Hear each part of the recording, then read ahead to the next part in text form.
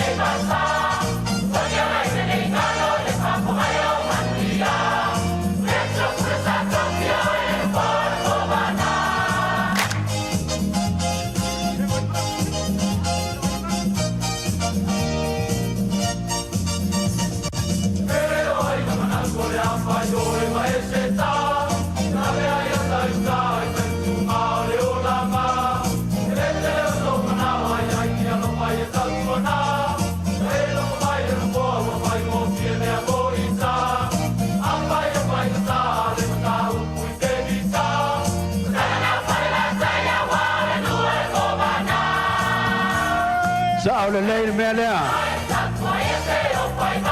Malo.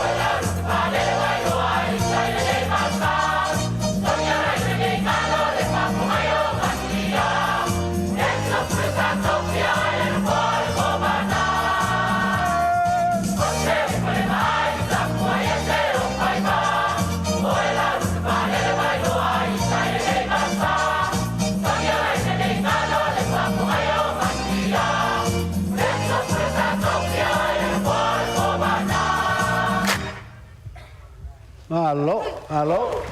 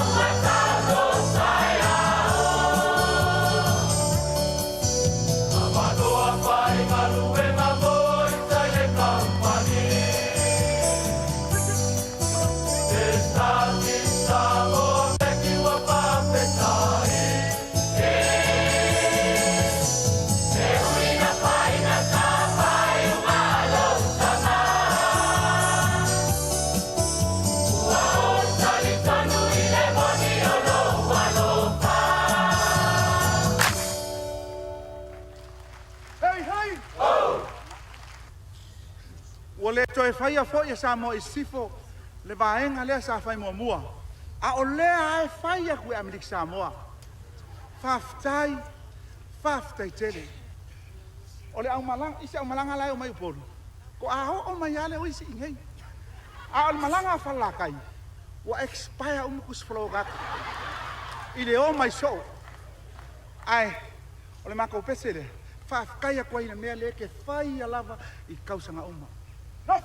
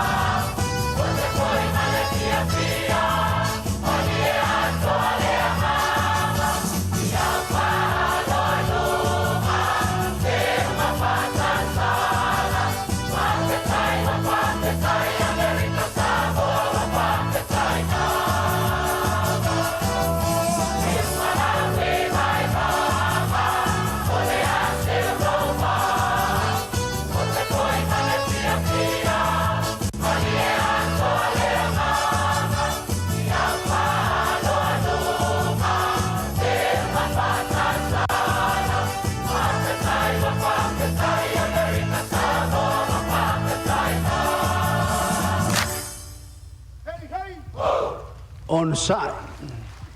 O le vaenga nei o le pese e tele i whafafonga ai ai. Whai maina nai au alava nei e whafafonga ai. Le whatoa e whafafonga i el malai nei. Usi whafafonga. No!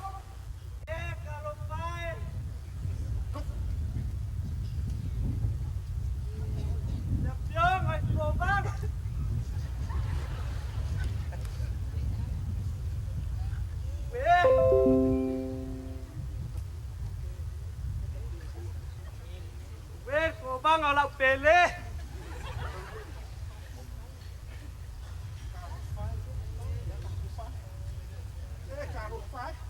Kalau pai la piong ai ko bang amalang pai ngamalo. Bo amai.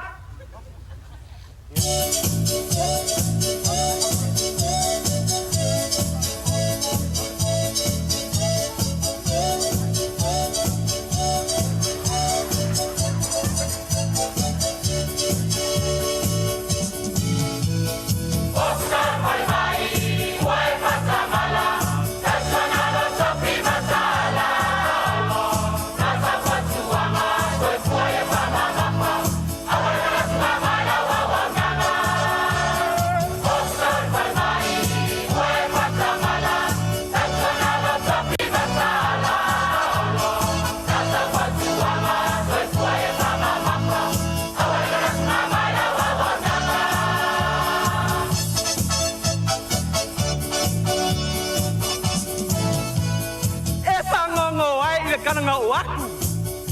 kapua inga. Pake iai le a inga kaua anga pale la kaimare kama a inga. Pale ko manga lale ua ave i Amerika. Taka malapanga alu, ua ske ua konga inga. Leo kita ole pale mai, oka e oko, se oko lau mapau pau. Pai mai wai kui se, orko wanga i baila au ole baile le ngau.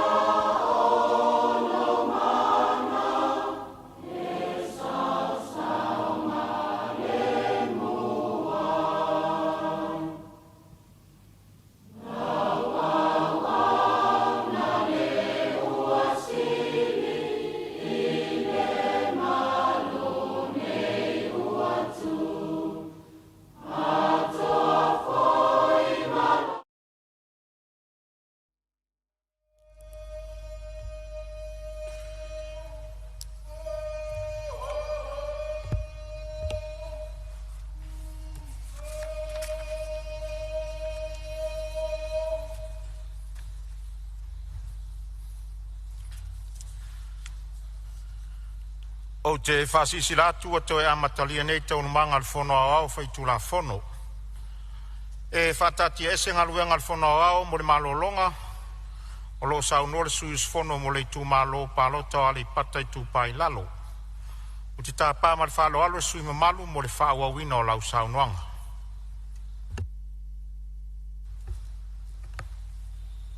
Ia, aftai mole. Ato awa noa lau fionga. Fitalai, o moana. A malofa aftai ua. Sao ialo le tari ngā suale. Fionga i sui Palemene le kapeneta ma. Nai tue te itai o le tuangai pe foile. Fio ato le. Sao whaapito malu malu le Palemene. A malofa aftai tere. Ai, o maili. Te minei wale o toi tele nai vaenga ua. Mo mua wha malu lua tui lau o fionga ile. Ile minsta o Palemene. O peona e maua maila o te talo wa watu i ana ile fionga ile li fomai. E peona o taua ia le pataltano ina o le. O tato Palemene ile ile atua le pata malanga tumu fa aloalo ia o fionga le sui Palemene o le isi nei vaenga taua talu na faile awala le alo le faiuta mo le tsunami wa talu lava na faile awala le ai le faia ni ala vai e alo le vai e tafele vai taisan ma taimi nei la so se taimi ai e timungai i rolo vai atoa ai le mata atoa i utufala lafa se ia taui i malaila le toa o le vai e le tafe itai salo e whapena fo i le watu i sa titoa i sinu unae so atoa na te talo na o te talo fo i mua i le whaamole mole te tanga i fore na o fionga i se vaenga e ona sa iai foi nai tamaiti na maua soi fua i ta whenga taru maia lolo vaia o le salu na o le pauna vaenga e toi moli atu wha malo ma whaftai tele i le tono foi i le lua fionga i sui Palemene pe foi le malu al kapeneta aftai mole avanoa e sa tu inatu ta sanga i to fionga male tatalo fai fa mole se alo fani fa taunu ni nai vaenga se ia tawi ai na pau foi la ofionga ia le mato o wala le tu fa la o le ala vai ele i fa taunu ina la o le watu le pe ama se sulu lima le luas fulmita fai tu wala lua ai inga o no foi la wala le ya tangtanga ai wa faina atoa na nei ai ngai da wala ele una fatia e teleo nai tangata o mateu tu maloni piki apu fo ia o ne tangta ai ta vale fo au la fa ngai meu si ten light fo e fa fa to ia ma vans e fa si maulan o anale te paunala o fionga ile sui Palemene o te talo le nei tu malo le nganga tu mu faloal ia fa mai la o le tua amanuia ile o fionga le fong fitalai o wa faiva matiu to fenga yai le malo kapeneta ia sa ngai ane ai o tai o wa ia a foino nga luenga su tato atunu ia manuia tele fono uswa Samoa aftai Malo sa uno se tasio suir committee fa tainga lue a lolo on sa imole wala wina fa manuia le tua ia lo mawala vale avanoa se tasio suir fono ia awalta to lipoti le talo de tupe ia ole o mata watu tu la mai le fiona sa fa pito ia le suyo loto fanga sa no ia lo fiona Lau fionga le fong fitalai pa ia o Palemene fono faitu la fono o malotu to tasi o Samoa o lo fapia mai ia le sini au tu o le neitalo o tupe Samoa tu lai maia o le tatou sa e fautele o le neitalo o le tupe e mo manuia o tangata uma tangata anu uma sa ta'ialaina I futia ua sola ina ia whaamaua ai le so ma whaamausali ai se lumanai mo atai au Rawa fionga whangwhitalai tula atu ma le awa tawai le fio papa aol mauta fono Samoa o te manatu ua mai a pailango pa ia ma mamalu ele ngata o le mauta le nei a o Samoa I ona tūlanga whalupe lava papale ma whapea o na mapo pa ia o le tunu I saunoanga mata ngōwhie o le aso ananafi ma le nei aso I sui mamalu o le Palemene ai o te manatu lau e fionga I le whonga whitalai ia whapea nao na eile anganga e piyama I le whatulou ma whaapai ma le whaaloalo I a Samoa I ona tūlanga whaalupe pa ia whaale malo pa ia whaale atunuu ia maise pa ia whaale atua I le au whaingaruenga o lo tapua I maia o tātou whaiva ai au na whaatalofa I lau fionga Papere malu o le nei fono usu o le tunu le fio le fionga I le di Palemene le sui Palemene malana kapineta Papere fo I le vasenga o ministala ngalangu Patalofa I le fionga I le taitai o le tuangai sui taitai sui malu o le vaenga whaupawhai o lo angai al malo le HRPP ia whapea fo I le nei tu o le mauta I sui tu totasi o I tu malo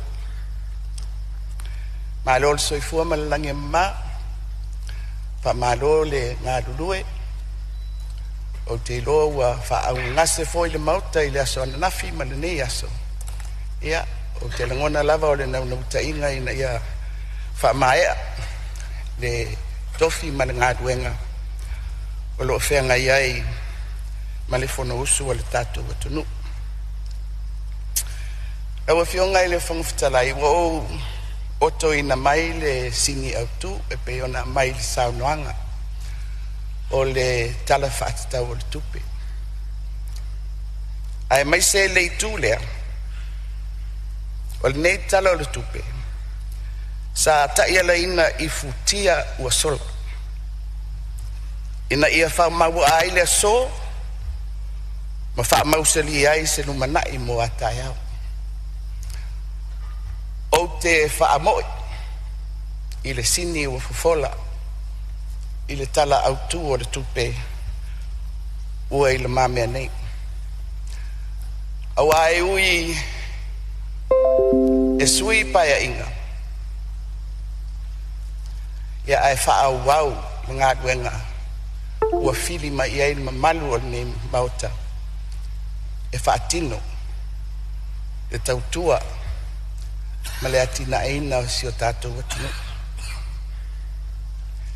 e le ise whainga malo fou e pale mai I se ngao ngao vai ane le mauta le nei e pale mai matau mai I ngā luenga sa whaatino e pūlenga sa mua mo atu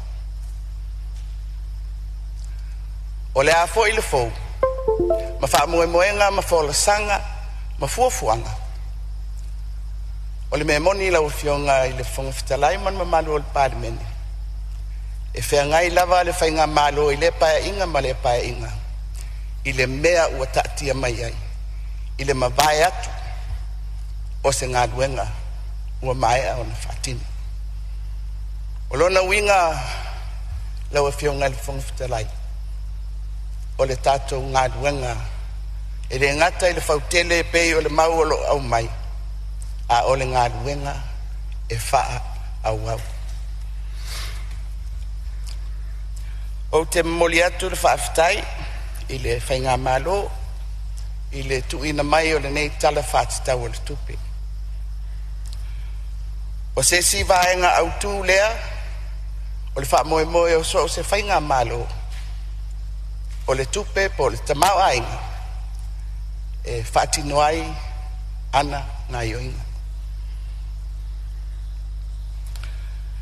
Mai awa no whape atu lo fionga i le whonga whitalai, i lango i le nei tu malo, le tala o le tupe, ua whola i luma o le mautafono o le tunu. Lango ona e tatau, ona tātou whaanga ioi. Lango lau e whionga i le whonga whitalai. Ona o lea manino le mauta le nei. Ai mai se nisi o sui ua toe foi mai le mauta. I le whai unga le tātou whainga palota. O lo o sosolo pea i se fuafuanga sa whatatia. E le whainga malo i le paia inga ua mawai atu. E lo se tala avane ai, pe o fina uina fo i po se tala ale tupea ai, lau o fionga le whonga whitalai. O le tala ale tupea le Palemene le nei, pe a fina ngalo i ai, le Palemene. A le tala o le tupe fo i ai lo na o te lenga, lea fo ina fina ngalo le Palemene i le paia inga sifurifitu. E le pasia. Ia o te leto e fo i le natu lang. Lau e fionga le whonga whitalai. O le tāua. Ona o so se fuafuanga. E ao na fua i lunga o ni mea e pito sili o na mautinoa. Awa e pei o na masani ai le fola sanga o tala o le tupe. E na o ni fuafuanga. A le whatinonga, i lunga o le whatananga al Palemene, e whapena o na whaanga solo, mai lea tausanga whare tupe, i lea tausanga whare tupe.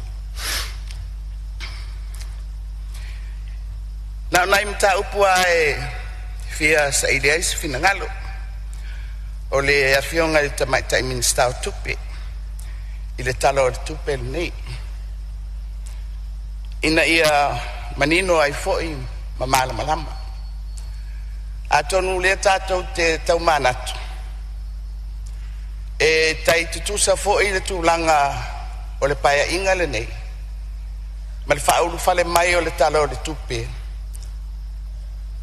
Ma le whainga malo o le paia inga i le pale mai o le Palemene sifurifitu. I le tūlanga foi lea o le mae au se whainga palota. Ia, po le whaaua wina foi o tātou tala o le tupe. O le lua afe lua sifurtasi.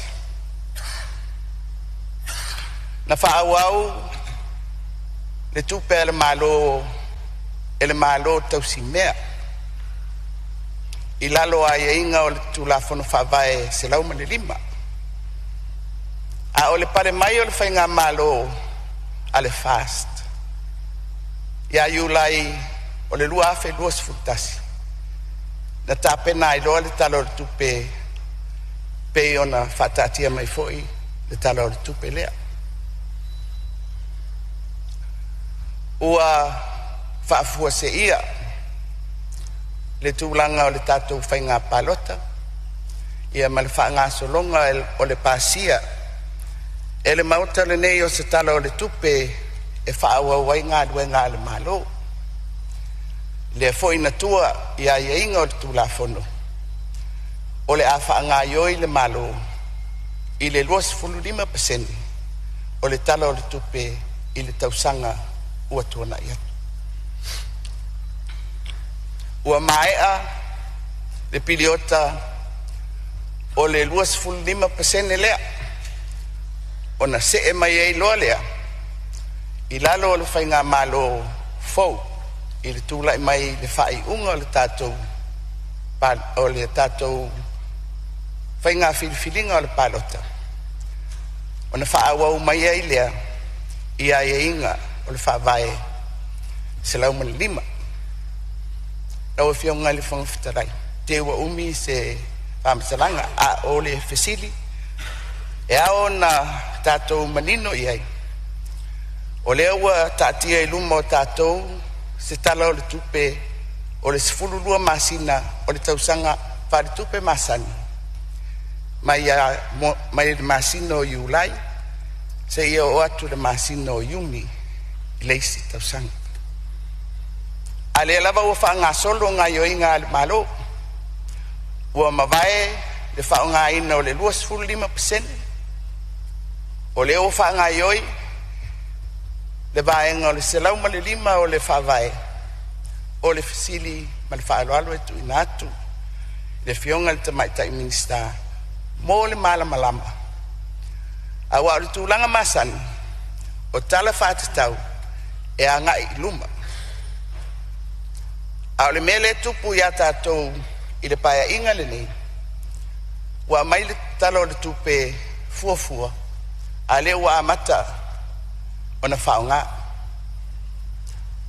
o le fesili pe o le awala pito le leilea e fofola ai tātou tala o le tupe i le tu ai ngā tūlanga lea i ai tātou ona o le whafuse i o tātou palota ua la ese ai i a tāpenanga ma fuafuanga o tala o le tupe masani pe o le vala mua le na o le fesili o le vala lona lua ia o le ua mawai atu masina ia o le tala o le tupe o le fesili pe o manino fo i le tātou komiti o tupe sa whea ngai ma le iloina o le nei tū la fono o le atonu a le tupe lea la tātou ngā ioi iai i masina ia tutoe o le tausanga wha tupe pe a ma le valu masina ia taulawa ina manino poi lea o le clarification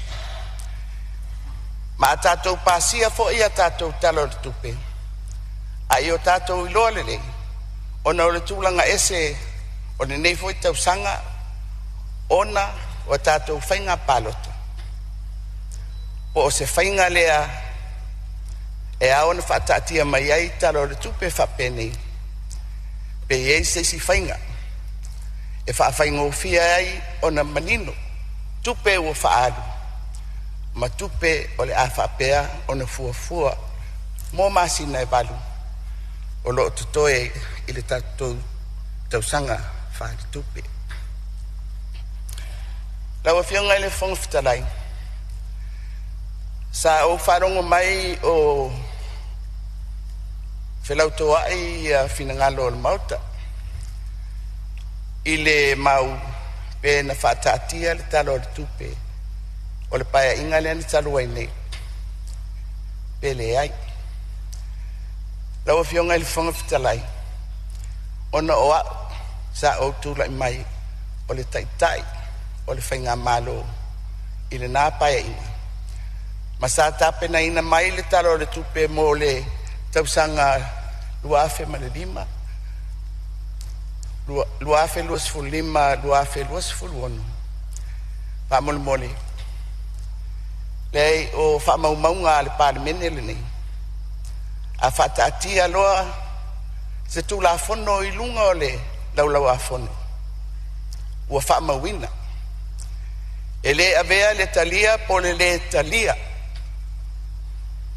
o le tu la fono e ave ese ai le tūlanga na whaaulu whale aloa ia mai le tala o le tupe a le whainga malo taruai ia lau fionga i le whangwhitalai le malu o le Palemene o te whaafitai atu i saunoanga na mua atu i le tātou tūlafono le nei o te whamalo i whaipule i a lātou saunoanga whaatau pou e mai tauina pea i lea pae inga I le paia inga. E au sia lava le 5% o le sili atu. O suinga o sui I to tonu al Palemene le nei.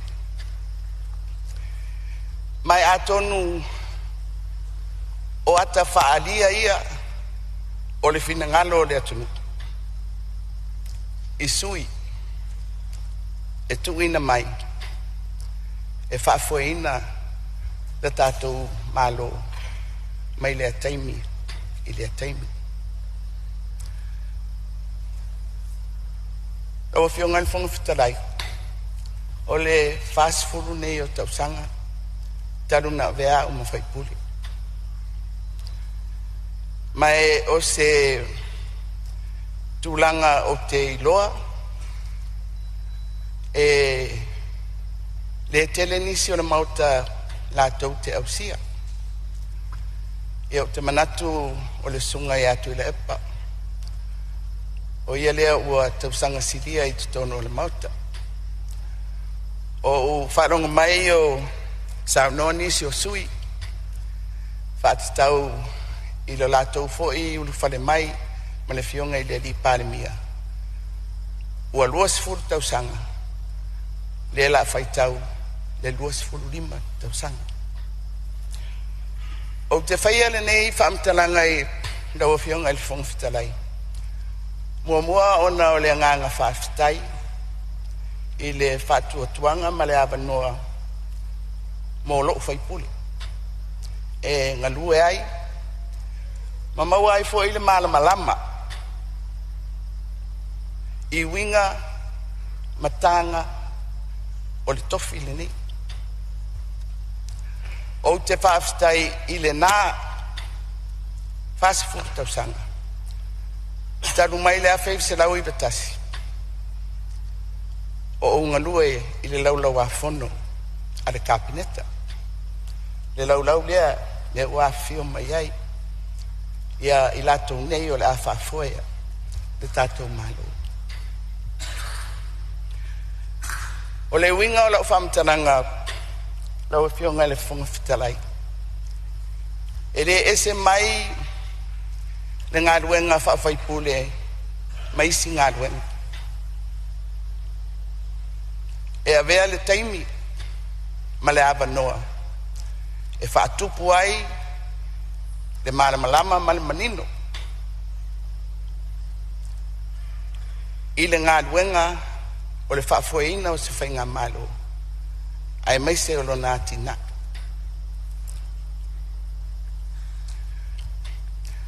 Ai le whalongolongo atu I sui fau. E ma eu foi au ala e saunia e le ali. E whawhanga mai ai pea le mauta le nei. Le li po iai tonu o le atunu. A wafu fuanga le atina. Mase manuia lau tila.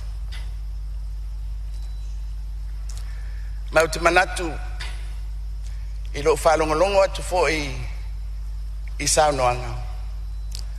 Ai mai se leo o tia o loto malangona I le vala awina. I oe. Ele o se tofi e tu mama ina. Le whatua tuanga ma le wha moe moe o le atunu. O inei. Sa ili atuai se lumanai manuia mo Samoa. Lau fionga I le fonga fitalai. A tonu I le whaasolonga masani o le whaangasolonga o le talo le tupe. O le aiaia wanoa. E au ili ai. Ia mata upu taitasi. Au te manatu o le ua taatia le sini au tu o le talo le tupe. E se le tā ua o le tātou talanoa I le tūlanga o whainga whaavai o ta iala. Ia matūlanga awa o te tele o se wha moe moe o lea paia inga ma lea paia inga. Ai mai se fōi o le tūlai mai o whainga malo e pei o na tātou whaanga solo ai nei o whainga malo whapati. le maria le saunoanga ia tatou folfolanga sa tatou o atu ai i le atunu. A o tau tala la i tūlanga awa o te tele. Ma o tau manatu o ani suinga na tupu mai le taimi i le taimi. Awa o le fesiri lava le na. A pale mai e ei se suinga o se whainga whawai. A le a fo i le na whainga whawai o a ona autu pe whapwhea ona whatinu. E mawhai ona uwha pe atu i se au te lenga i le paia inga o le Palemene se furfitu i le tala o le tupe o le au te lenga o se manatu na see iai le malo ma see iai le whaungaina o ana tupe o le whaasoa atu lea o le tamau ainga i vaenga ese o le atunu ai meise o se tūlanga si itia mai isi paia inga sa whaasolo mai ai ia le tātou malo ia i le tau mate te le upu matala ua whai i le poloketi o le miliona tala tasi le nā whaataita inga o le manatu wawao te tele le nā o le paia inga se fulfitu ia whaasoa atu le tamau a inga ma vanoa i le atunu e ta pena mai ai vaenga umo le atunu a wa Samoa lona tamau a inga ma lona atina na o se whaataita inga na ua o mai ai lea i vaenga te tele i e lima ua a mai e taiala ina inga aduenga whaatino o le tala o le tupeli nei ia o le tātou pae inga foi pea mua le si tia o awa noa tutusa mo tangata uma wha au penga ina o tangata mo le lumanai wha lau tele ina o awa noa i au nanga au peto sili o na mana o mia mo tangata lau tele wha tupula ia le si itia o le tamau a inga ma whiwhata ua inga ia ma toe fuata ina o fisa ma au nanga ale malo te manatu lau o fionga e le lavalo taimi o tau talai i vaenga uma i e lima ai tau ona o fia oto ina mai ia na vaenga se lua o ta iala nei e fola atu ai fo ini manatu mani mau ma le tāua o i le tātou te mafau fau whaatasi i ai au tā pena le tātou pae inga le nei ai maise le whaata i muanga a le tātou whainga malo fau o le mta upu mōmua o le wha au penga ina o tangata mo le lumana na o fionga le fonga futarai malia le saunoanga se tasi o sui lo whalongongo atu i ai whape mai i o le ale o la whalongo i le mau na mai po le fisidi o le ale mea le malo e tauan whai e ta ofi mai e ona tangata ai le malanga atu fafu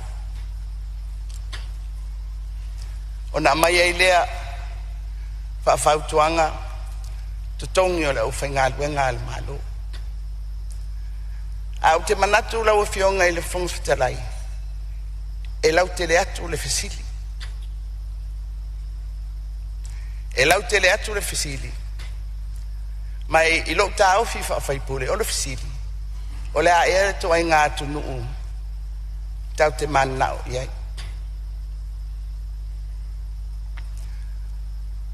o te tau manatu inisi o whamaumaunga a taitai o le maro a lo tā pena i le tātou tūtō tasi sa fesiringia e malotu totasi ma paanga masani ma pulenga fa kolone sa fe ngai Samoa pe tala fe ngai ea le fatu la mai o se malotu totasi mo Samoa pe ngafa tauli maina e ona tangata le fatu lai o se fainga malo e pulea e ia ma ona lava tangata ma fuafuanga whaatatia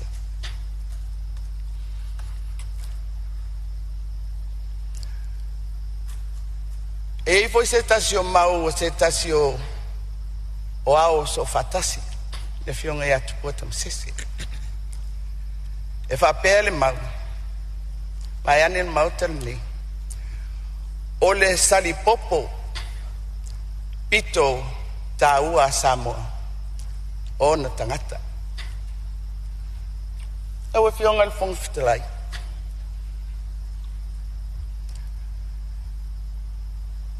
e fia le faitau au fai o tātou tangata lua se lau afe pea te leo taimi ai mai se nei vai tau o lo momori mai fo inisio sao noanga le mauta ua se e se atu le te leo le tunu ele ngata ua au mau tu mau isi atunu ia o fatuku mai fo ia vanoa ia o ngā duenga wha vai taimi ua wha apea fo ia na tosi nā tuai o tātou tangata e ngā lulue isi atunu ia moni ngā lulue so soani mai mo tātou wain ai ngā lulue mo isi malo ai ua onge tangata ai Samoa malona wha moe moe malona atina awa o ai ea e whaatinoa i le ngā ruenga o le atina o tātou lawa tangata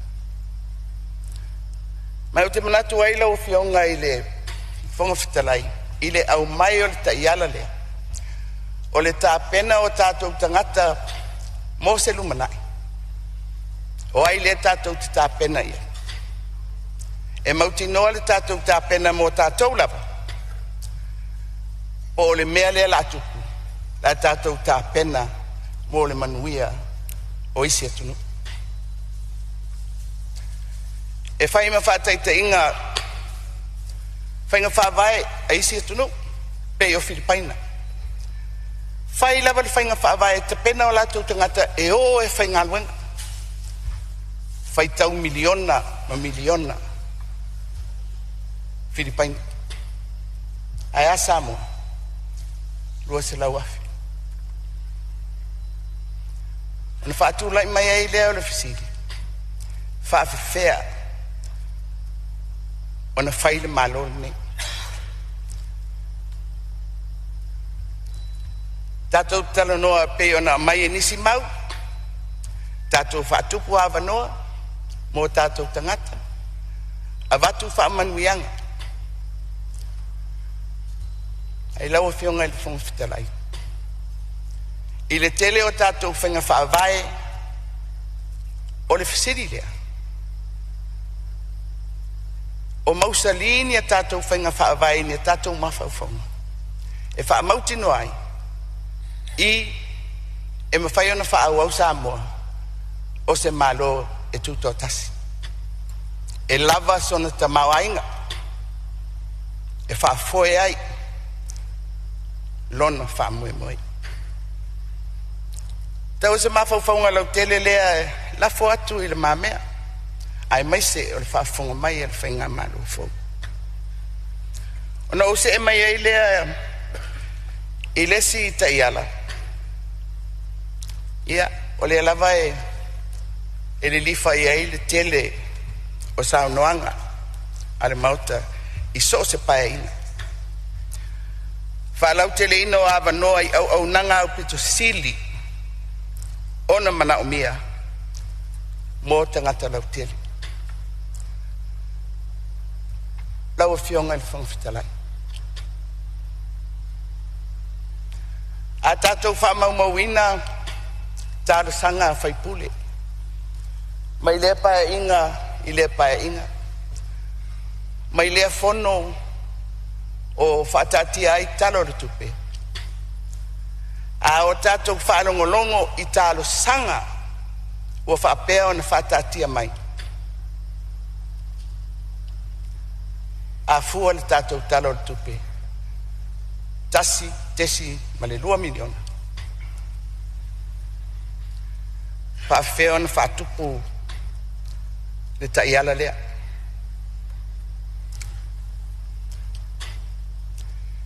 E lava so langona to tasi. Rawa fionga le fonga fitalai. A tātou tana noa le mauta ni. Tātou tana noa I uma tātou se atunu ufoilea. E tele. E to tele o na tangata. E tele ana tupe. Ai talo fai. Samoa. Lua se la wafe o na tangata. Ele tele no na lauele ele. Sfulu tasi afe maila fatafa I motu elua mana I motu laiti. A seta na ole atunu nei mal malo. E alfa upunga voilea e fua le pelau e le ie. Sa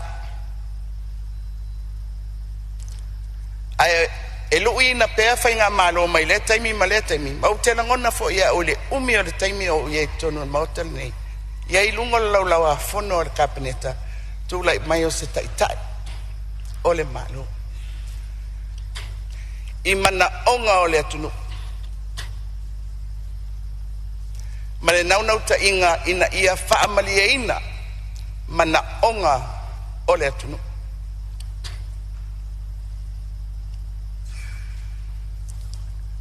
A fua le mana onga lea mangayo inga whaale malo o le ata le tātou te wawaaia iai e fua lava I le tamawa inga mai le taimi le taimi.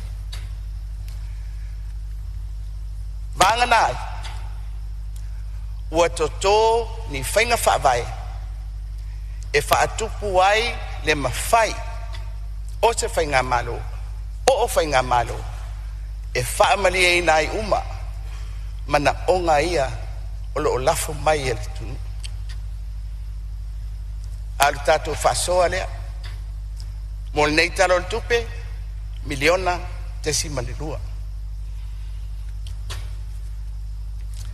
Toi fo I mai lava I whainga whaawai. Po o lava o tātou whainga whaawai. E tātou te tali atu ai I le fua o le mana onga lea. Pen whai fo ino tātou whapea. E reasonable. Se mea te tau. Ea. Mana onga I o mai. Whale mai. Tofu le tu malo man whale mai. Tofu le nu uma le aonga. E wha mai ia. Le lava fo mai. Le lava whai aonga. O le ala ale me le tupu mai le whaasolonga mai o tausanga. O pūlenga ale malo Samoa. A toso mai tutonu. Ina papea e laititi. Ia whale mai, maonga. A ia lava tangata e whaatinoina ngai oinga. Pe toso. E ona tau a apalea. E whaatino le au nanga. Whai ma whaataita inga. Whai mai le mau. Ale matanga ruenga le soifu malolo ina. E toru se lau fo mai. E mana o mia.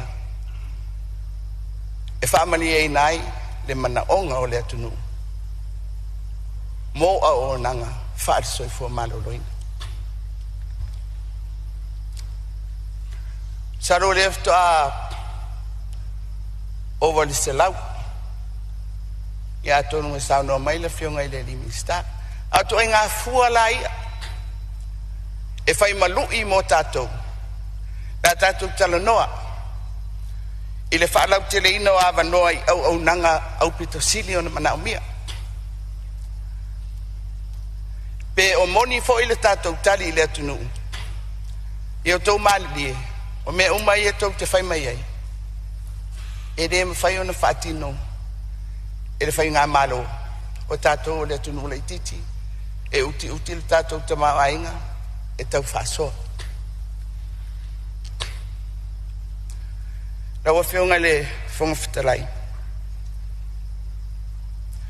ia o a onga lava o le soifua maa le o loina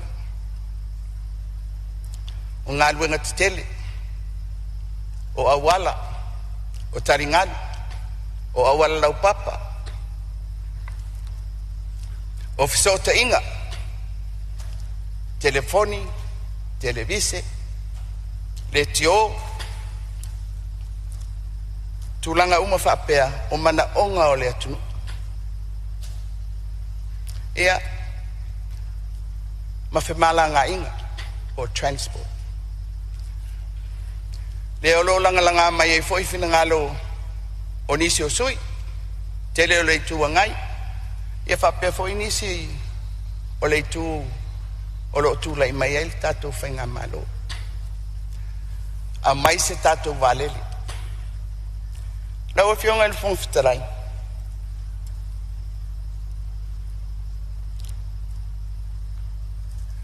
na e ale taimi a o mato tu lai mai foi e lui tawina le whainga malo fai se vale o le mea moni ana whaapea e le aini vale le o mai Samoa e una ia le whainga malo le taruai e fai se fuafuanga o se vale ala al mele iai vale le New Zealand lua vale le Australia vale le Fiti le foi e ava noa mo vale le tongi pau e ale mau lau fionga le fong fitalai e pe e falling mai a fai se tato vale ona taungo fie le o fasis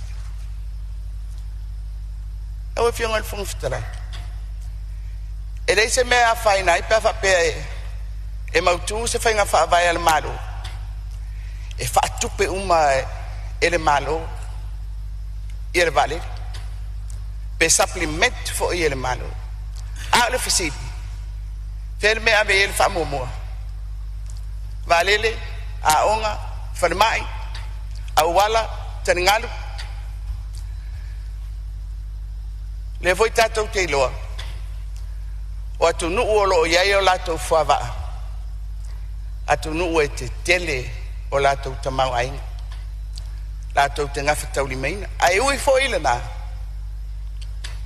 tau mai ngaule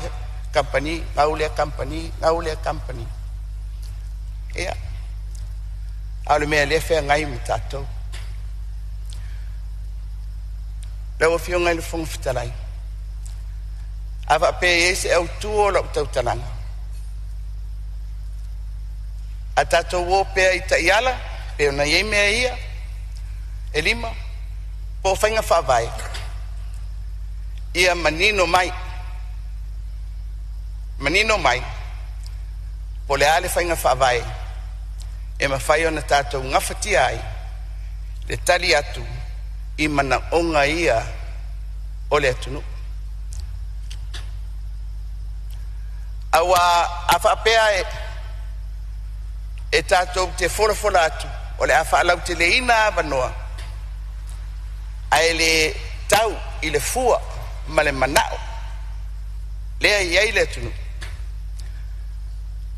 o tatou e oni tangata whaatawtala pe o tatou e oni tangata e le o lava manga whangafa mua whaatulanga whainga whaavai lona lua ma whai o na whaawau whāwau mai lesi paia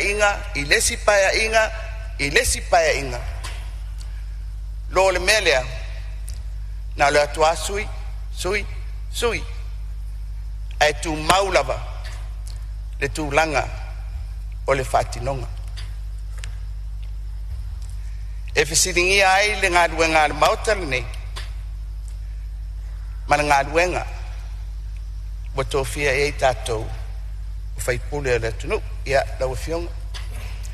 E le fia solia fo i le tātou tū la fono o teimi wa whaavanoa, o te ilo lava o lo tu avanoa lau whionga i tāu pou o le mauta. Ia au mātou ia ua loa, ia le rei ale usta i lau whionga. Ia te iwa maisa ulapta inga ona le manui ai leo se whamoe. Aso mātou sao lea, lau whionga i le whunga whitalai.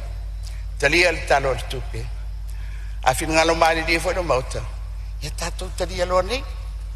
Tātou malo lo la lewa po. Ia vanga nā lava o lele i sao noa ia le tai o le tuangai. Ia manisi fo i pea. Ia au te manatu wa manino le mato le vai. Te rei whaalongo tu lava o sao noa mai se sui. E te ena le talo tupe. Ma le whaaloalo lau whionga. Ka malo whaftai lau whionga le sui o tofanga. Ia ua tala whea ngai lava foi lau pai mai le whongawhitalai. Ia ua mai a voi mo lau taimi wha malo sao noa. Tu sai foi o lau sila fia mai le fast fulu tausanga a o aveai o e mawhatu tuanga a le tu malo. Ia vi ia le ali i le tautua i le atunu. Wha malo whaftai. Fwa i pe le tua lau soifua lau le le tino a ia wha sili la le anganga. Ia o lo maua pea le avanoa. Se isi sui on mota e fia sao noa.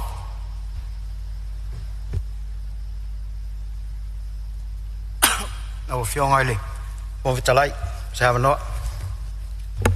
Ia, ma watu le tutulai, mai le whionga le minstao. Tiute, ia, se tira me sao noa po. Aftai mo le avanoa, te manatu e, le ua fau le sao le, tai o le tuangai. Lau whionga le whongawhitalai. E le io le teimi e lau ngai la tau. O le whatari matou po English o le committee. Ia, le o le tau tuli atu po la le vaenga le a sao o finangalo, e le itali le malo, le tau tuli atu po eise me o finangalo, ia le a whionga le minsta. Sao le mai. Te malamalama le lea. Ia mau atu le no foa. Te malamalama le lea le teime o te whaisau tau talanga. Ia tali le malo. O tūlai. Ona o lea sa fie le sao noanga le sao whapito le. E tūlanga le. Asi sila fo. O leo te tilo il tula fono lea standing order 24. Mo meo sui ele o awai. Si sila fo ile tula. O lai sui o te fia malama pe sa se la to fanoi. Ia, o leo ma watu la o whionga minsta. Ia o lea tungalu leo o iei fanoi o mai nen foa. Pea fa per tulanga le e atunga luai la o whionga le mista. O le lava o mai nelu fua whanau e tau mai umai le whongwhitalai. Ma le nganga whalolo pia whapea le vaenga le o le te sao o mai ai. Le lava e whatino lava ngā rua ngā le whongwhitalai tu sai fo tu si whanau le a mai. Ma le nganga whalolo. Whawhitai. I o le mea siri le o malama. Asi sira le mato i tu e le ai asi si o anga. E whanau. O al nafi sa whele mali ue tau wana o iai. O na wau lai tau sia le au lotu. Au tu ua au saua i nei fono nei ona le manatu e whataua le awai Whaftai. e pe o le angangal na Ia. whafuafua i fo le loto Oia. Awilea Awia le atumutangi e te whaia lava o emesi i sili mai manu malo ai lau whionga le minsta. Ia tu atu pea le awa nisi o sui ele i sao noa.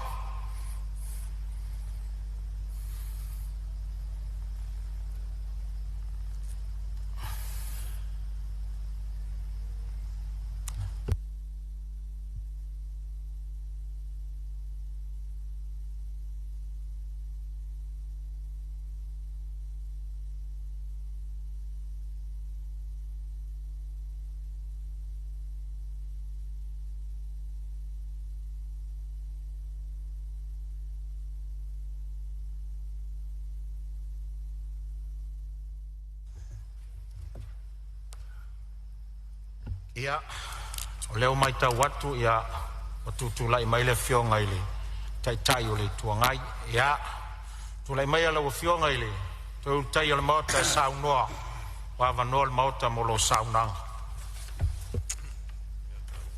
Malo.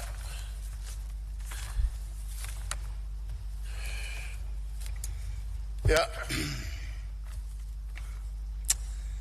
lau fionga ili, whangwhitalai, e ut whamalo atu i whatautainga o tātou whanusu. Ia mai se lotu awanoa i sauna ngā sui i la matau. Wa toi maua le mauto le nei le whaasoai. I lungo le ngā le vatu au mai i le tofi le mo. O te le fwni a vanot fatalo fatuai e lau whionga sui Palemene mal kapineta ia whapea sui malu uma o le tātou Palemene. Tātou te awai whatas fwoi le momori tātou sanga o wale singa ngase o le tātou Palemene. Ele a purpursia o tō whanga mal whata o to lia o le whalefu. Ia, tawia i na taulu ai toa whafo. Ua mai ta pui le tapu alo li. Ua le tapu inga mamadu. O pa ia whal malo. Pa ia whal atunu ma. Pa ia whal e kalesia. I ulua i saunuanga o le a o te manatu o le a ule toianga ia i whalo o le a whaloloa. Whaftai saunuanga whatau pou ma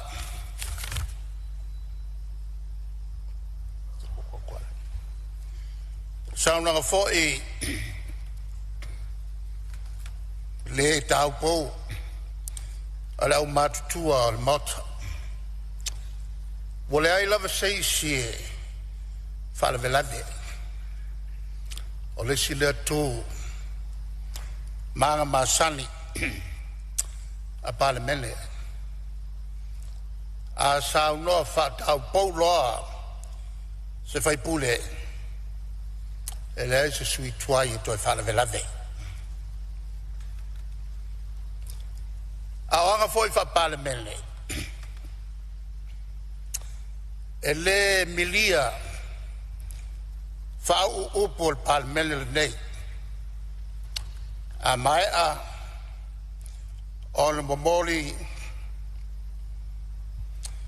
mau fa le tu malo. O le alava le ngana. E momoli ai o le leotele. O le ale tu ngā leo le foi mai le tua fatino ai e tu mau pe lava o tātou wafa fatfata e pe upu ia whaleata te tele lava pe senga ai matua i le o anga whawhalu polu o tātou masani ai le tupa tu la fale o le sua fatamali o le sileanga fa o Sofia fa oso pe fa no fo file muai men ne o fonolu fa pena fo i tono il Palemene nei e tal ai ai sili musa lava la to falo polu e lo u fato a ul fale mai molto le nei il no fo inga le fitu i val valtas sa o feilo ia to ino le tunu isolato sa ia lava mai le ono lua Talie i felafo la fo inga a upu e felafo il Palemene ina fo teimi ai na oli le Palemene e makwa makaukia ai talie i lava ia to ina ole malie lea o tatou Fonotaga o le toe puʻepuʻe mai o aga ia faapalemene a o iai tamā matutua tamaʻaiga na latou taiala nei o le taumanu e lava o sina mea malia lea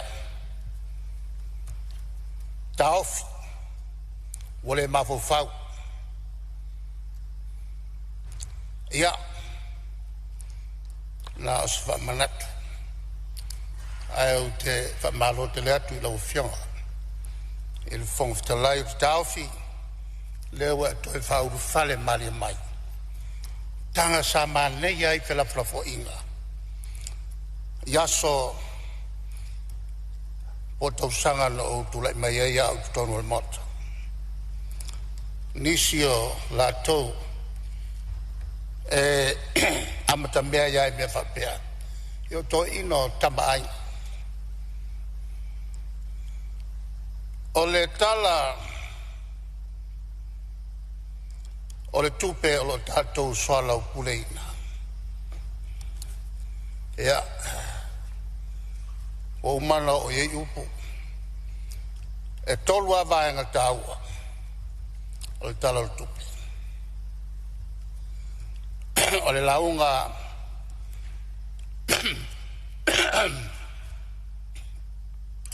a le minista o tupe lua o le tala au iliili o le tupe ia mavaega tolu o faamatalaga o fuafuaga au iliili mo tupea a le malo ma te fia o ia isa upu i le atoaga o le tala utu o le tupe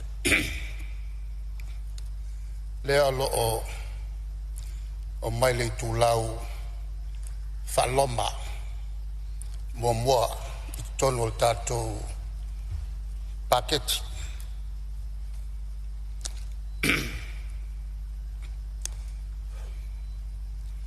o te fitautala puʻupuʻu ai ia o tatou tupe maua le voʻi na saunoʻi ai le fiaga e tamaitaʻi faipule o lo tufaga tupe maua mai a tatou lava la tupe tatou lava la tupe ona uega e aufia ai ia lafoga valu selau ono suluono miliona valu selau ono suluono miliona pauana o tupe mafai ona langa mai e tatou lava tupe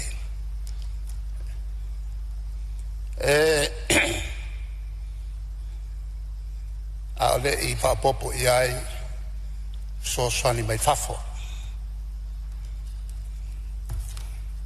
a to ese la ia tatou ai talafa matutongi o tō whinga tau loa. E se lau 5 miliona tala. Ona tutoia i lea o le fixa lau 5 miliona mo isi tupe fuafua ala tātou atunu. E la le mele o tupu.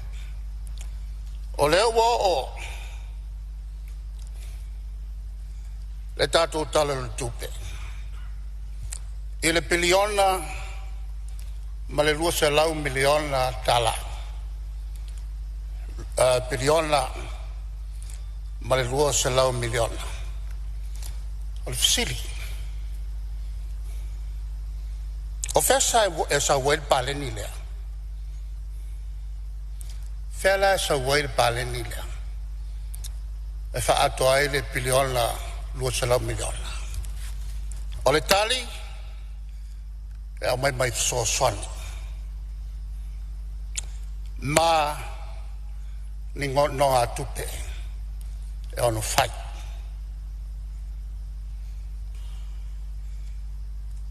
Tula mai nei la le atina. Le ua le atina e fa tupe mai fa. Se lau tolu miliona. Fa tupe mai so swani le 2 miliona. Ona toile le fix 4 miliona. Le sa langa i fasilia na leila. O fela e mai ele fix 4 miliona lea. Fela. O le polengal na. O le polengal te leal na. E le tei. Ai meise le mutato falo. E le fia le malo e paro. Se fai lava sina upupupu. I vai ngā tupe ia e tau. O tupe alu faltu la fono. Lea e luma le faloma. Mua. Vai ngā tupe e tau o tupe alu faltu la fono. Lala me ua tau wai e tupe. Tupe alu faltu la fono. Alala me ua wha mua ai. E mua ona to ese mai tatou tupe. Tupe alu faltu la fono. E hau fiai ai talafu uma. Ai talafu i fafo. Mai talafu i tu tonu o Samoa. Ona wha popolole iai. Ma tu tongi o tulanga tofi tawalo. E iai fai pule. E foi ma leal malo suitofia. Leal me o tauai tu pelu faltu la fono. O le tali. O o le pui ai le mamalu. Le mamalu a to Samoa. Pui ai le mamalu. E le o iai se tatu talanoa. Al Palemene. E le o iai se talanoa i. I le vaenga tupe lea.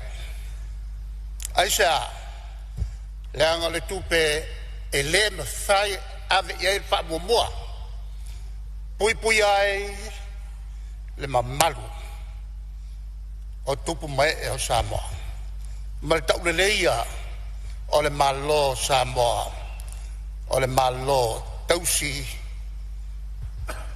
e tausi le lei ana no tanga i mea tau ai talafu. A sila la i le paketi na se lau 5 miliona e te tongi ai talafu ma tupe i fatu la fono. Ai te toi pea le fixe lau 5 miliona. Mole tau sanga mole. Nisi mea ali fai el malo. Tau singo el malo. Mole ati nae. a whaisa tina. Ai sala tātou te so'ona vevesi ai. I ai tala. A o lea, ele ai se whaleto. Tupe mua e tutongi. Elu ese o ai talafu. E le ai se ai talafu. Na le me whai tutongi ia mai lava. E le afe iwa se lau ono skulua. Se kau mai ai kai mine. Nala no tula e tuena le la. Ma raise the question. Tanga mea uleva na matu ngā lulu e tono o lo fiso tupe. A o iai te tono o lo fiso tupe. O lo fasili. O a tupe o lo te tongi mai iai nei e talafu. Fesa wei tupe ia e tongi e talafu ia. O le tali. E te tongi mai lava ia ti nai. Nā fuai se noa tupe. Ea o lo walu e paro. Whaitu so manga. Matua le manga. Ia nei atu lo le e whataun market. So te tongi e lau noa tupe. Te tongi mai lava. Ia ti nā fuai se noa tupe. Whate ta inga le nei. O le ati na e tau le tise mai le vai ia fulilo. Silia se lau miliona tala Amerika. Le loan. Na whaia i lea whewu se lau i vatsforu. Masa o a fia in negotiation of loan lea. Ia, o lesi loan e maua mai ei tupe e te tongi e lava i a noa tupe nei. O le loan mo le fausia o le malai valele. O le tele o le vanga tupe lea mo le whai le loan. O tele o le vanga tupe lea fast food 5 miliona. Sa au mai a Australia ai le mamalanga mto filau le maawai e la whewselau on tolu il fono ta i o malo Pacifican whai Australia na avei mal tatu tal sanga e whaletau whausia o mlai valele whawa malo ona o te malanga fo ilea maisi o le o fiso tupe ia pani e mai ele si vai ngā tupe e whalavai ia moli na te tala mlai valele lea mo le taunu uai o valele tele mo le ua teimi o le Boeing 747 fitu fa fitu whai al masino te sema la whewu sa lau walu sfuru ma le 5. Ia, e fwe Malaysia tātou lou na whai, whatari pasese e na whau e saina, i le no ngā tupe. O le lou lea, sa matala noa ai ma le sui o le World Bank. Sa mai ai, el matele fautuaina el faio le lou mai a saina o sir pe acha tali fai tão ta o le lato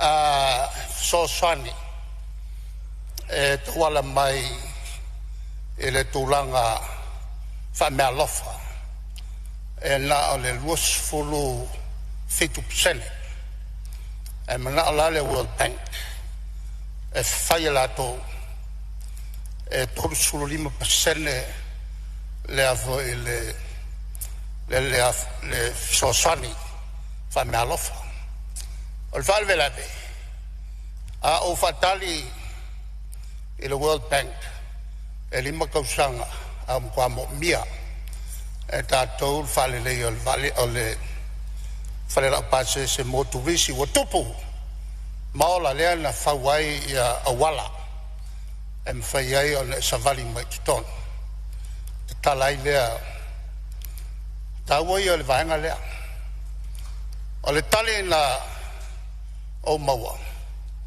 tāwhi u maaf so swani so swani mai Australia tāwhi so soni tupe mai a New Zealand taofi so soni mai le ADP taofi so soni mai le World Bank le IDA International Development Association o le la le sawai ia soft window ia no a tupe mamal tului taofi o le whapongai i to tono o board of directors e sava fai ai sui o New Zealand sui o Australia sui o Japani sui o Amerika e a kein suma ia sainga le langa o mai ai lea le latu fai unga on ave lea mulmuli e feasibility study na tapena electricity e ta'uai i le whaltupe lalani e profitable le mlai vale e valu masina whatu a maua le tari o whatu ese mai i le malo i le seseo le lato whaiunga pao lea o toi whafoi mai tupe na taofi e ala ona o talano atu le mele sa no mai ai fia mei o le capacity tangata ata mamai short taofi tangata ata mamai la to te whaia ngā ruanga a leo le tutuli tangata iai to mai whapitoa taofi a leo le tutuli tasi na whawhitauri o leo esa tangata ata mamai mai Samoa on le vatu o wo ala kapeneta ai tuli ese tangata ata mamai esa fail facility lale awala ta ofia tangata la wala na ia awani fail kapeneta ni tulanga e tulai mai ni unga e a whai nai o tātou tangata whai ngā ruanga. Ia, e tele a o ngai maua. O le tulanga i le fia whai asina o whamtalaka. Meneo. Ia, mo le whasauina fo le taimi a se marolonga lau fionga i le tai o le tuanga. I lo i ele whau ila vea mai le tuanga le suipani. Ia, tula me lau fionga le suipani. E le se nganga tumu te whaaloalo sauronga malo le fionga te tai o le tuangai. Ia tonu foi ua le wan whaonga sele. Ato si mele te tia via whamamlama lau fionga. Ona whainga maro le te milene. I le isisi wa tuli. Ia pe ulu sa uno wa tutuli. Ia pe wa telin tangata wa tutuli. Al te milene. Ia yo ulu so solo ia la finga whawai ma. Tu la fono whatontonu. Ia i al pisa si ngā ruenga. A mai el kongalate e whapena. Nā on whapena atu nei whapea mai o tutuli ele nei. Ia ulu whafonga le mamalu o le whainga ruenga malo ma le ngang whaloa. Ia, malo whaftai, ia lo whafong mai lau fionga i sui maru lau fionga i tai o le tuangai, ia o lo solonga le lei lava fo ia tau suinga na malo. Whau au sau nanga lau fionga. O le lau fionga i le whangftalai. E iai le tasi vaenga leo tātou no ngā tupe. E te tau ono whamālamala maina. Tātou no ngā tupe uma na le tasi al no ngā tupe. Na sen whai tau sanga e whip salau fitu whā. Tātou e anau. Ele i masani le minsta le taimina. Ele me taun whai. A o no ngā tupe uma. E tātou te o e whaltupe nei e mau mai ai ia le tūlanga al whamama venga mo Samoa. Le mau mai ai ia i toi ngā no ngā tupe e sa furu tausanga o te tongi na al tului. Ai e le tongia se principle se vaenga le long se uma ona uma na tongi le tului de sful tausanga. Ia ona fatoa a matalo leo le tongi ia le vaenga le long. O le si so san tele o mai. E whapau ia le tului. Tele au taimi e la lui fultasi pesene tor quata o le pesene. Ia isi taimi e lua pesene. E o toi ngā long lane o mia o te tongi. A le ulua isi furu tausanga. E le ai se vaenga tupe o le principle te tongi. E pela o le au mai i le talo le tupe. Le lisi mai ai ia tātou ai tālafu na tongi. E resi ai tālafu na tongi. Na whawai lunga o le IFC 1974 Act. E tolu se lau, tolu se fit wafe le tului. E leise principle o tongia. Ia i lesi no ngā tupe. Na whai le IFC Act, afe se lau fit tasi. O le tului, e luas fulono afe, wha se lau tolu su tolu. Oi o le tupele nā tongi le i tālafu. A o le tului, nā o le fitu se lau whāsi furma le tolu. O le sila lea, whaingo whawai tātou te whaia. Tātou i whare tupe i o le laulangi. Ia, e o le sila fia. Le iai le whainga whawai al tātou malo. Tāpai ia whalapotonga uma. A maua ia tau tupe mamā. Whatea mai le whitu pesele. I le mtanga luenga le tupe. E te tongi ai la mea whapea. Al whamauninga le na. O le tala lea no o watua. E te tongi a e no ngā tupe ia le loan na whai ma le tului. Pawalale me whai le malo e tulai mai le whoi o le becomes a paymaster o le alu e tongi awa uma on falta oto mai le amtanga a wala e tongi ai.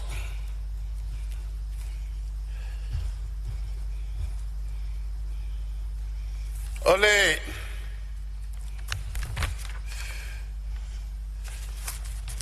iai ia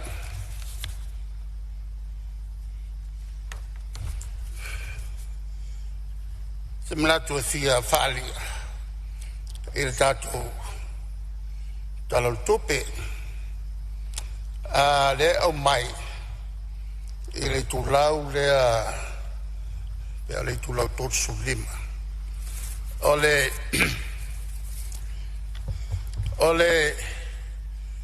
whamtalanga o lo tau mai ai whapea Ia ele polenga. Ele polenga.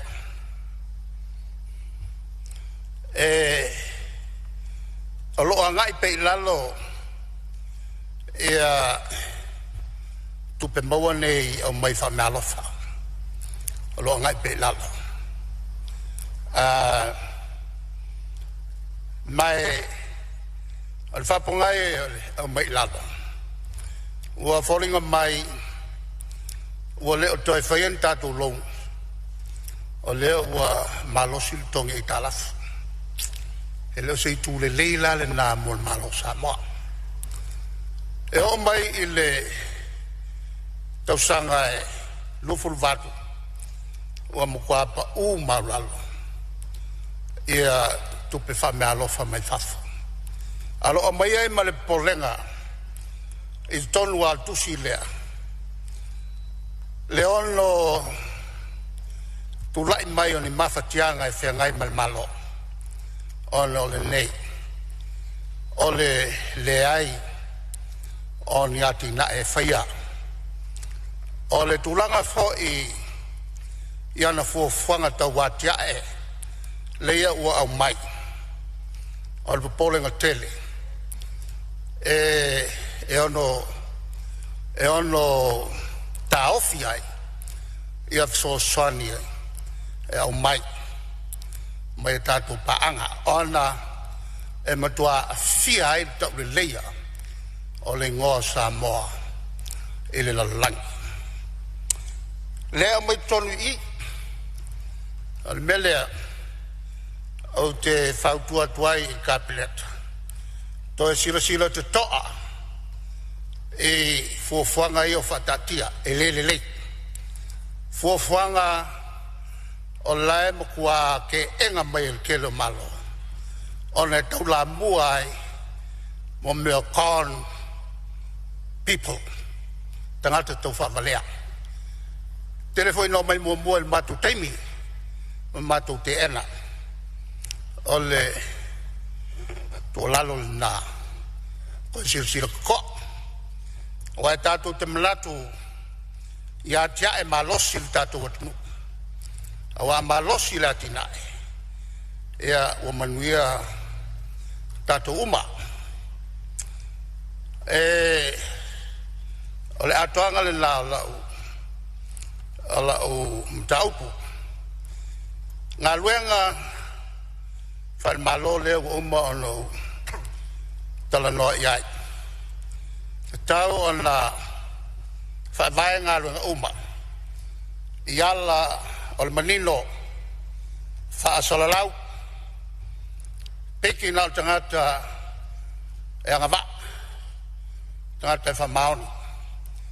Tu'uloa le mele o le mai o wō. Mainga. Ai mai so le mai o tangata i whafo. E le ai se poto masani.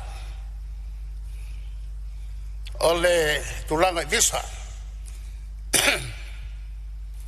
Tau ana unai pe ona vatu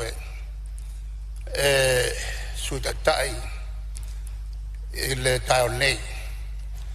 Te unai e tātou New Zealand Australia. I Italia le atu tātou tangata au no mani visa. Lai fai nuun le ono sfuru atunu. Mal mea masani na e fai mo turisi. Na le paua e whalongo iai e a New Zealand Australia ole malo. Ole malo. Le foi sa matu tomu fai. I le sitiseni nei ua na matu wo tinga. Ona matu iloa e whaingataha. E matu wola. Le umanui ai o tātou tangata. Ole tulanga i le mental conflict of interest. E meise o tau ia kapeneta e whaipisingisi. Ka ofi melanga. Ka ofi. Wa whainga ai a seta al tātou malo. Ia leo whalongo. E meise el tua lalo a le whongftalai. Le ason tātou whatou tō ai. A mai tātou tuspaia. Au mai el whautuanga. Whaitau. ia o to wa mi tonu ai mele kapineta a mi tonu le fo o sa ngole ta i to vai ia fai la mi tonu o fionga tai tai o le tuangai o lo ia fa ula vea mai le fionga sui pan ia sai tu le melo fionga sui pan ia le pe ana ma le te un foi ton le lai le sia nganga fa la vela vi ia pe ta e le wa ka peneta mamalu oi lu pe ana fa ia fui a wan mauta mai fai pule ia pe fo le nga mai o ia ni winga fa le tonu ne ka peneta ele ia lo fiong ai ele ia ni tanga fa la tu ma tanto fai pisinisi conflict of interest o te mana tu ala o fiong ale o te lai au te tonu ka peneta o te tonu le committee tau fonga tau sanga o leva ai le tenda o le mele nei o le whalpui sa ngala lo e foi le lava i tau ele sa i mai o le tunu le mea le nei le sa no ele whionga le tai le tuangai o conflict of interest sa fitu tu na i foi e whionga i minsta o lo sa i tono ka penete le na taimi pitai ya lo manino ale fai mai ole ona tali imale male uso i se conflict of interest e non fa penato la vion ia o e faia ia e fautua foi Samoa ngale fautua foi lo fionga le tai o le tuangai ala ke man ko le ba nga le nga fia langa le te sa uno e tu lo langa le sa uno la wo fionga se va hori e tau fia ma va ia foringa mai o lai fai a le te fa fonga tu ala lo mai sui pani mi le ele o tupu na mi fai nga malo ia se ia lo fina nga lo le vai nga ia nga lu nga fa vai taimi le o no tinga ia fa polenga ele te mai tai fai pule tau foi ona fina nga lo ia e tau foi la ia tau ai la tonei fia mo seleni ole mele o ia le tato tunu se o mo kwa kelenga ngau le lima kamos e ia le si kwa nga ngoi le o kupu mai e nga mo ko e lo ku le tanga te lanta vale o mo man kala ngakio o pa we fa koea inga kasi eselo ai what is step wa venga lo ku le anal taval ele o to ya auto le masanil to paka auto tavale i me ponsa o to feia e on lo ngau ia pa auto tavale ole lewa fasalo mai le papo lenga Australia ala no winga leo va ve au mai ele me faia on se lo maso salo ala no winga la boy fono ma New Zealand ma la ko mali ngi on au mai le lapta ingalna ka ke mo mia la ko kupe mai fai ai le tato watina ma atiri mawai tato seleni ya ole le mele no te iwo falonga tu ta wai ya le sos ele ole vangal na esel men fatu wai fatu ila fe sala oile lo hace mal ono fapitoa mole fausia oni o loa no mela lua mai tātou lava whaeleleanga. Ina ia mawhai ai o na tātou alofia ia o mea tu la fono fo i lea whaingata o le watu me mata. O le latou la tiute o le whai o loia e tai pe o le whisky o pe o whala mata ia maisi o loa. A le avane i whao ngai e su e le wa. Salta si le whao ngai se o le whalaputonga. E leo na o mai se whalaputonga le li whafo e toi tilo e le mta upu lea a sa whata.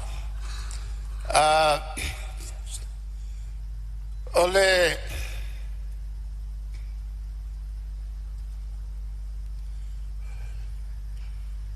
au je moli lo whaftai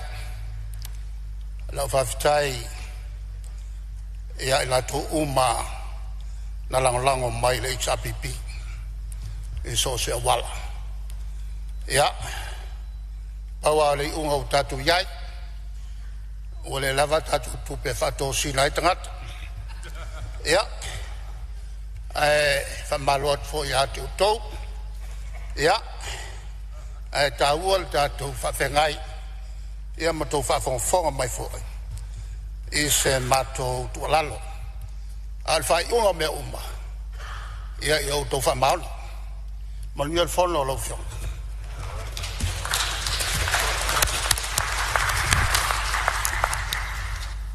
Oa lolongo whaavatutu i le maota le nei le saunoanga lau whionga i le taitai o le tuangai. Moni au po le tunu e le whalolo vale se nu. Ai whapia nā fo i le maota le nei le maita watu. Ma lo whaafitai le saunoa. O lo tua wanoa tu lava le whonga whitalai. Ia mai se o tau sa vea ma taitai o le malo. Wha malo ti mai le malo. O peo se lanu le nua o saunoanga le nei aso. Saunoanga ti mai. Ia e whapia fo i manisi vaenga o le te wha manino e aile. Ia e mo i lava i ale. Tu si fai tau aso le e whakasa ana nafi ma le aso. Ia o le tu mau le alofa wha le tua e awala tu so se mea. Ma alofa aftai. Ia e manatu o lea ua ma e a uma saunoanga le maota. Ia se i vanga na eina inisi suyus fono o lo tutoe. Ia mai se nisi suyus fono whanoi mai fo i mole ne yaso. Ia o whionga le sui Palemene pe ese me o e fisaunoe. Whaftai lau whionga i le whongwhtalai na tua au lau sa ia whinangalo le mauta le nei tuasu e mawhoian whaau ngase lau whionga malpai o le mauta whionga i whaipule ia awalawa le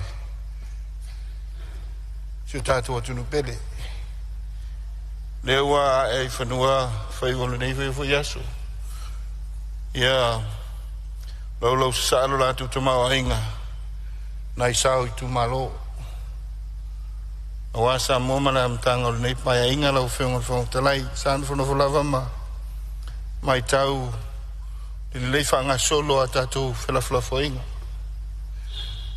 ngatai naso ana nafi a me se foi le nei aso lau whionga talai a me se foi tapu ainga mau le whionga i Palemene e o lo toi sea a lo tapu ai talo wa faivo lau whionga ma Palemene e langona ele ngang whaftai nei aso e mana tue do toi tele ni sui whaftai ia i sui sa sau noa sau noa whatau pou le pale mai le tofi ia le foi wa i le tailo latu sa wa Samoa male i tu malo e nane foi sui mamalu o le Palemene ia aia le sa noanga mamalu le whionga sa whapito pe sa vem Palemene fautu aina e foi le kabineta male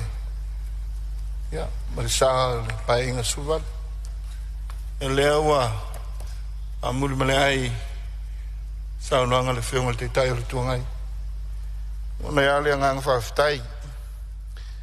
E fifa leo ai la le tō whawhitai e le whionga te Palemene, ka peneta, ono ngā luenga o nei aso e lua. E le whaingo fie.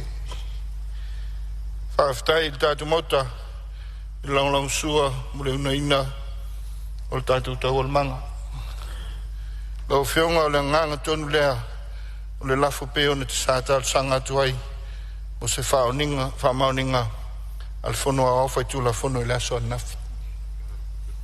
O leo o tūla ia i mal whaaloalo e whaatūle lafo, tue teu, mo le suia tātou i tūla fono, o le teimi, o te toe, o le tātou waso fono le nei, a pēa. Talu ai o leo o maea saunonga, su mamalu i le talo le tupe lua olu lima lua olu ano, o te whatua i le lafo, nei e tolu pō nei loa tātou ngā luenga, se ia o lia le asafono a tai au. A toi whaawau ai i le tamua, o le saunanga le whanga le te fono o le komiti o tupe, o tupe te tongi, whanga solo i loa, talia le malo. Le lafo le nala o whenga le whongatalai. O a whaluaina le whionga le minstau tupe, minstau talonga, maalanga o amor fia le tunu, e whapea foi le minstau whamsnonga, ma le minstau whanua, ma fuanga whanua. O le whesiri po la whamaunia le lafo te teu, e o whinangalo eisa no mali yoi, au ese le ai. Ia o lewa mawatro no fo, lewa manu malo le yoi. O lea ua whamaunia le lafo toe teu, e tu sai le lafo na whatuina le aso anafi mō tātou i tū la fono. Ma o le ato le poa le tātou ngā luenga se iaulia le aso ataiao, le aso fono ataiao, e manatu toe o le taitai fono, o le komite o tupe maua ma tupe tutongi. Tātou malolo, tātou sa ilini malosi, mtalo sie le lofo le atua le aso ataiao, mo toe whaawau ai o le tātou ngā luenga. Tau ia o se whawhitai o le nofoa i le nei aso, ma le whaaonga ngase e le pai o le Palemene. O whamalo whawhitai mo le whaamapopoina o le tātou ngā luenga. Whawhitai tā pena, whawhitai saunoa. Ta otola ia le malom ta upu o laulau sa saa mo se manuia o tātou tu malo, ai mai se Samoa i lona au au te tele. O tau na whai se tātou malo longa, tātou sa ili malosi mo le aso a tai au. A tātou te lei tolo pō o te tau sangaina lau fionga le sus fono mo palau li tolu se e saunia se te talo e whai wai le tātou ngā luenga.